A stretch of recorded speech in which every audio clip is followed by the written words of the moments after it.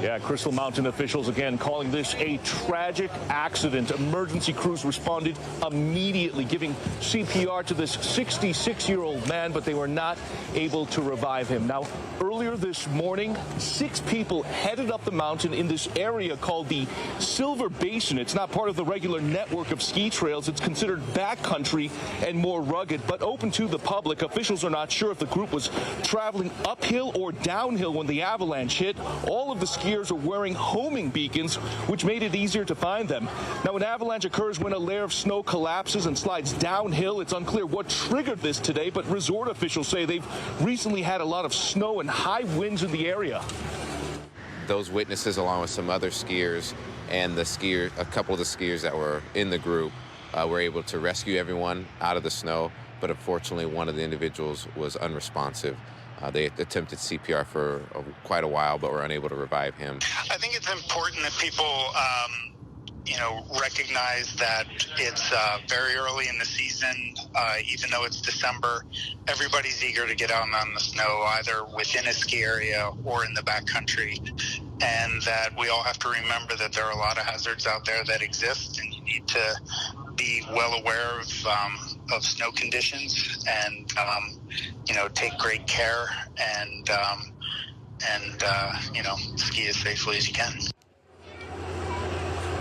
Now, Crystal Mountain is southeast of Seattle in the Mount Baker Snoqualmie National Forest and is the largest ski resort in the state. Alterra Mountain Company runs the resort and says its 4-year ownership history. During this time, this is the first time anyone has been killed in an avalanche. Now, some of the other skiers suffered minor injuries but are now safely back down from the mountain. The resort never closed and has continued to resume with normal operations.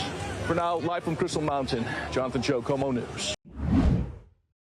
A bizarre story there. We'll take a look here. Such an emotional day for the Seattle Fire Department and their family and friends as Deputy Chief Jerry Schreckengost was laid to rest today. His funeral started with a quarter of honor where over 100 uniformed members lined up to honor his life. His body was found near Cliffdale in Kittitas County last month. He told his family he was going to look for elk in the area. Seattle Fire Chief Harold Scoggins remembers the 31-year veteran of the department fondly. Jay worked all over the city of Seattle in many different capacities, and he served well. He had a heart for service, and just like every Seattle firefighter, that's why you see so many of them here today. Schreckengost was 56 years old. Tomorrow. Well, they're saying they're just in shock that something like this is happening so close to home. And like you said, the Renton Police Department is trying to piece together how this all happened. They do say there are no obvious signs, though, of foul play. You never think something like that happens that close to you. You just don't think it would happen, and it did. Marco Thomas has lived across this duplex in this Renton neighborhood for 7 months.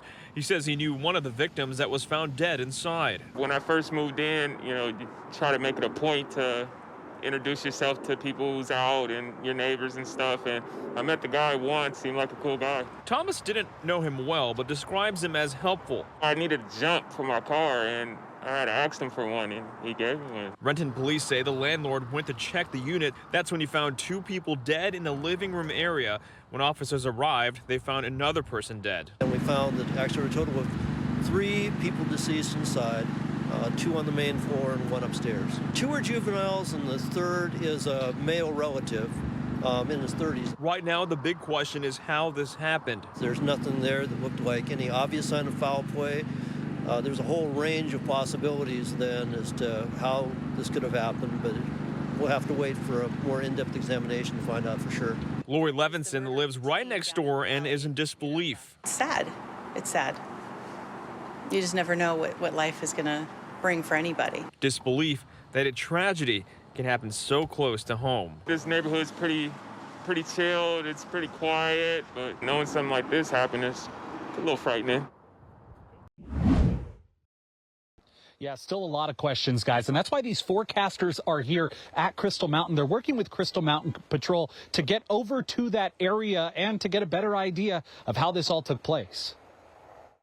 This weekend's storm has put work for the Northwest Avalanche Center into high gear. We saw several feet of snow fall over No, pretty much the entire range. And now Crystal Mountain Ski Resort is filled with snowboards, skis, and questions into what happened at the Silver Basin Saturday. This is a known area where avalanches occur. It's also an area where folks can travel safely at other times of the year. But yesterday, with all this snow now on the ground, 6 people were consumed in an avalanche. 5 survived, but sadly, a 66-year-old man died in the debris.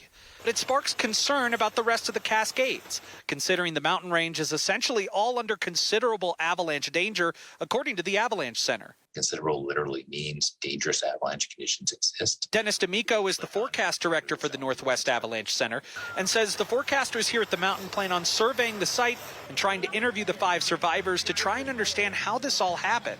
We're going to figure out whether or not it was a human-triggered or natural avalanche. He says in the meantime, it's important to understand that there's lots of avalanche terrain in the Cascades, including at the Silver Basin, especially with more snow on the ground. This is really tragic and sad start to the season. The goal here is that we can all learn.